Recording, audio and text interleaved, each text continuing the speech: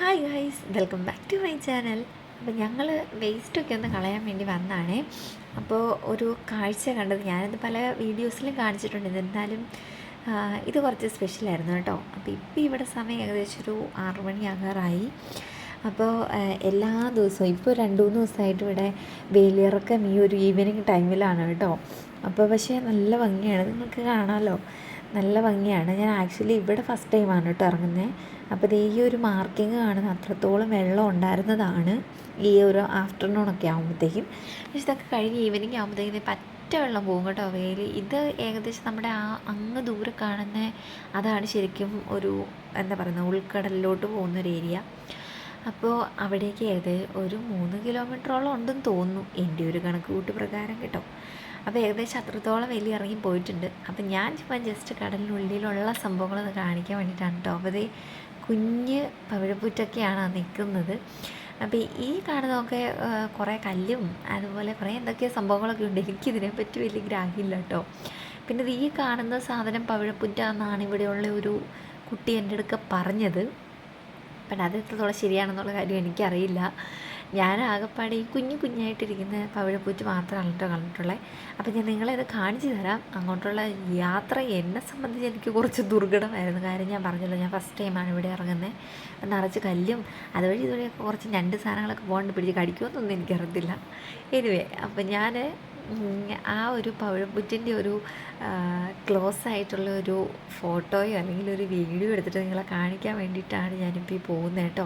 അപ്പോൾ അവിടെയാണ് കാണുന്നത് ആക്ച്വലി.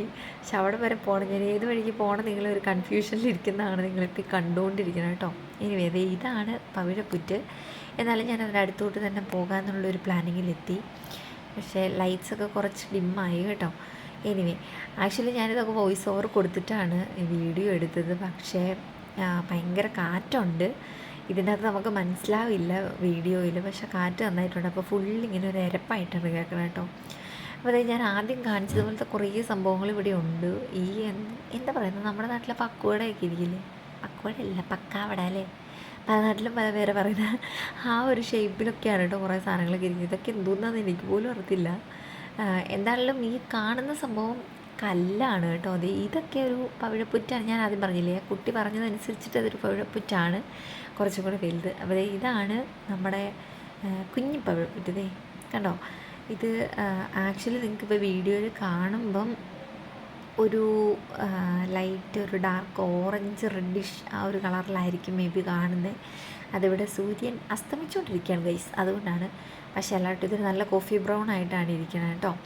അപ്പോൾ അങ്ങനത്തെ അതുപോലത്തെ ആ വലുത് കൂട്ടുള്ളതും ഉണ്ട്.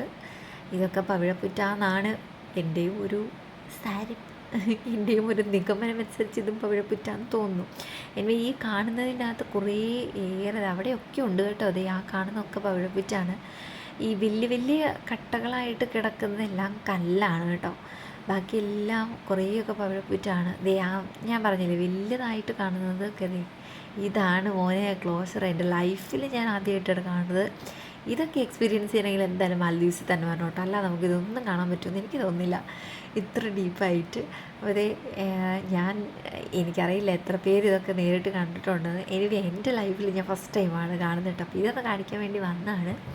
അപ്പോൾ ഇത്രയേ ഉള്ളൂ ഗൈസ്. അപ്പോൾ അടുത്ത വീഡിയോയിൽ കാണാം. അതുവരേക്കും സ്റ്റേ ട്യൂൺ.